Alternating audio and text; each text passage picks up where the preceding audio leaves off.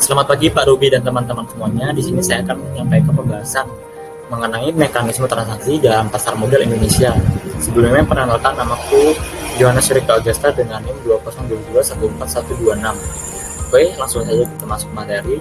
Berikut ini adalah ilustrasi pasar perdana dan pasar sekunder. Karena pada umumnya transaksi dapat kita lakukan di pasar sekunder, di mana transaksi pembelian dan penjualan sudah tidak terjadi di antara investor dengan perusahaan, tapi antara investor yang satu dengan investor yang lain. Hingga pada pasar sekunder yang memberikan antara saham dan obligasi adalah bahwa transaksi saham dilakukan melalui fasilitas bursa, sementara untuk transaksi obligasi dilakukan dengan tidak melalui fasilitas bursa atau over the counter. Nah, berikut ini ada beberapa langkah dalam pasar perdana dan pasar sekunder, yaitu yang pertama, emiten ini mengajukan pendaftaran ke Bursa Efek Indonesia untuk melakukan IPO. Lalu selanjutnya, dari emiten mengajukan permohonan pendaftaran ke Otoritas Jasa Keuangan untuk mendapatkan pernyataan efektif, yang selanjutnya emiten berserta perusahaan penjamin emisi melakukan penawaran umum atau penjualan saham perdana kepada calon investor. Pencatatan saham di Bursa Efek Indonesia, dan investor bisa melakukan transaksi jual beli saham di pasar sekunder atau lantai bursa. Lalu selanjutnya mengenai proses pembeli saham dan obligasi pada pasar perdana. Di sini ada beberapa tahapan. Yang pertama adalah yang harus dilakukan investor adalah mengisi formulir pemesanan dan melakukan setor ke dana bank kustodian, kemudian menyerahkan form pemesanan, identitas diri serta bukti setor ke agen penjual atau marketing. Lalu selanjutnya agen penjual akan menyerahkan formulir pemesanan saham penjamin emisi untuk kemudian dilanjutkan ke Biro Akuntansi Efek atau BAE untuk mendapatkan penjatan saham. Nah, setelah mendapatkan konfirmasi dari BAE untuk penjatan saham, maka informasi tersebut akan langsung dikonfirmasikan ke investor. Di sini, lalu untuk form pemesanan saham sendiri akan dikumpulkan secara kolektif di bursa di Biro Administrasi Efek.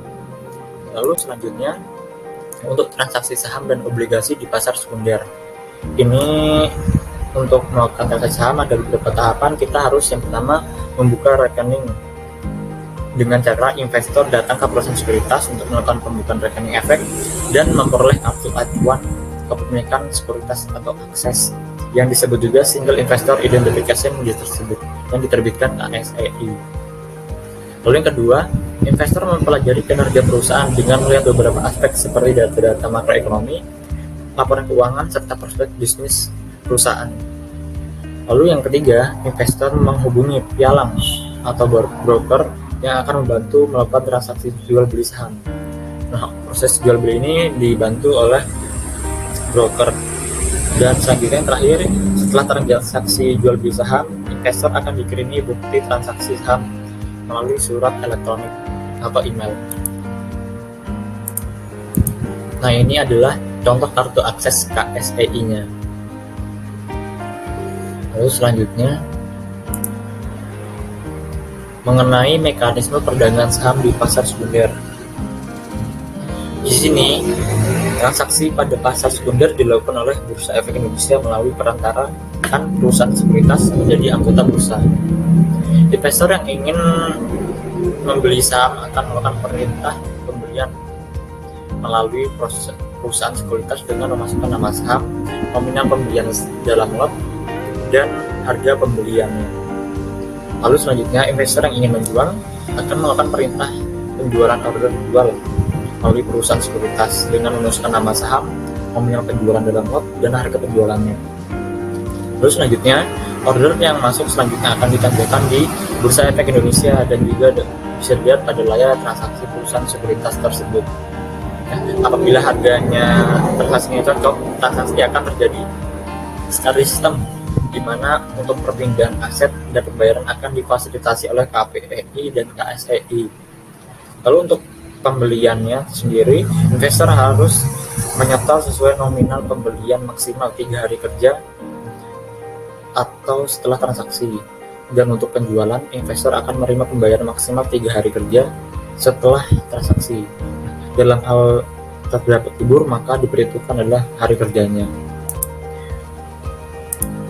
Nah, ini adalah ilustrasi tambahan transaksi BEI tadi. Ini untuk pembelian dan ini untuk penjualan. Lalu selanjutnya mengenai jadwal transaksi perdagangan. Lalu yang pertama ada jadwal pre-opening atau dalam transaksi perdagangan untuk Senin sampai Jumat. Jam pertama untuk anggota bursa memasukkan order jual atau beli. Lalu jam kedua JTS proses penetapan harga pre-opening dan alokasi transaksi. Lalu untuk jadwal transaksi perdagangan dalam satu hari, ini diadakan dalam 2 sesi, yaitu untuk Senin, Kamis, dan Jumat itu masing-masing memiliki 2 sesi.